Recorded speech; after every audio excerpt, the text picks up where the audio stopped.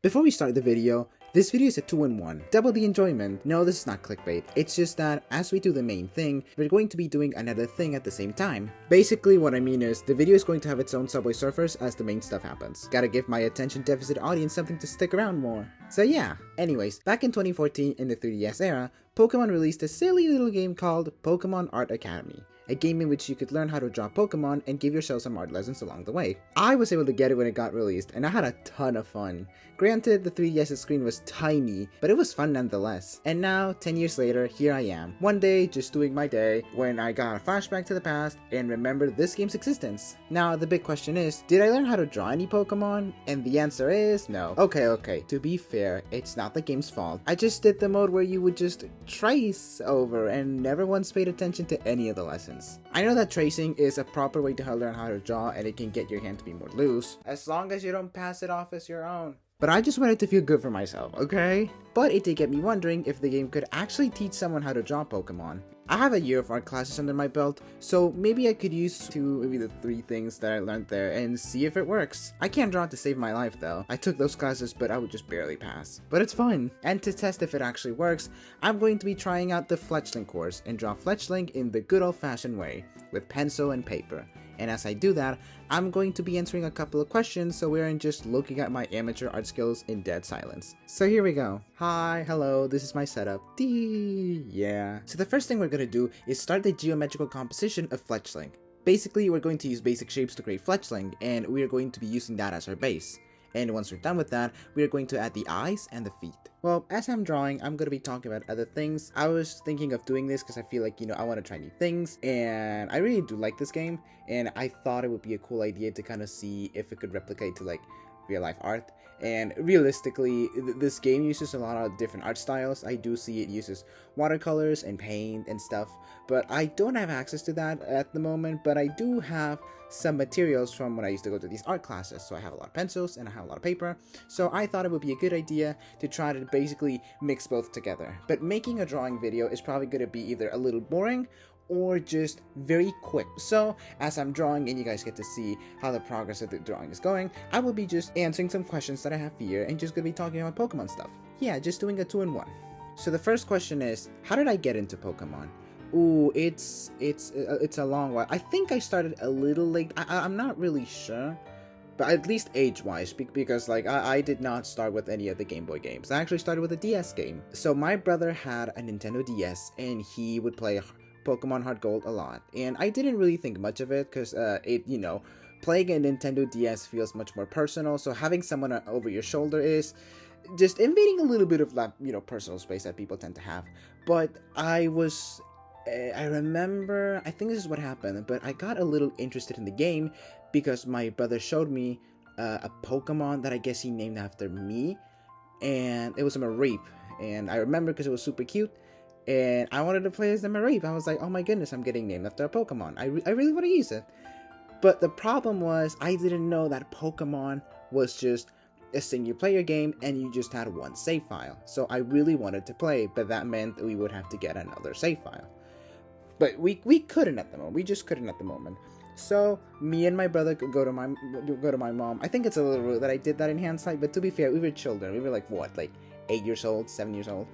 So I go to my mom, and the compromise that she came up with is that since in Pokemon you can have a party of 6 Pokemon while you have your adventure, she said that we're gonna have to basically just divide the party. So 3 Pokemon are gonna be for my brother and 3 Pokemon for me. But after a couple of months, out of the blue, just one day, like I got a present and it was a copy of Soul Silver, and I was super excited because no longer now my brother was able to just play his game without somebody having to steal his game. Now I had my own now, and we could have both our own Pokemon adventures. Next step for the drawing is to draw the wings and the tail using the shapes we already have as reference. My favorite Pokemon game is Pokemon Black and White, I guess you could say that, but it's the one I had was Black.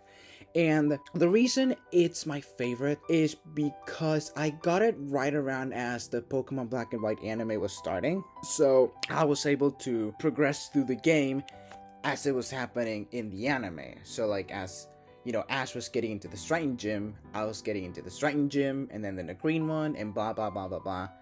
and it was really cool. Like it's a really cool experience that, oh my goodness, like all, because in the end, in the game, it's a little, it's as animated as it can be, but the anime really brought to life the experience of just living with Pokemon. So it was just a really cool way of kind of like living through the character. I know that's what the anime is supposed to be, but like having the game while you're watching the anime is just such a it's like, it was such a joyous experience. And also, it just had a lot of really cool Pokemon. Back then, that was one of the most unpopular opinions you could have. But right now, Gen 5 is in a really big resurgence where, like, it's almost getting maybe a little too overhyped. But I am a Gen 5 stan since till the day I die. So after doing that, we're going to have a pretty identifiable silhouette. So we're going to do the contour of the head and the body. And since we already have the wings, tail, and using the geometric shapes, it kind of turns into a game of tracing and connecting, which are my starters in every region. Okay, so in Kanto, it would be Bulbasaur. I don't know why I was never a fan of Squirtle. I thought I would be a fan of Squirtle, but I never gravitated towards it. And Charmander, I never liked it because of Charizard. Like, I mean, he's a cool Pokemon, but I do remember back then just hating it because it was overhyped. But right now, I feel, I'm cool with, like, the three of them. If I had to choose, Bulbasaur.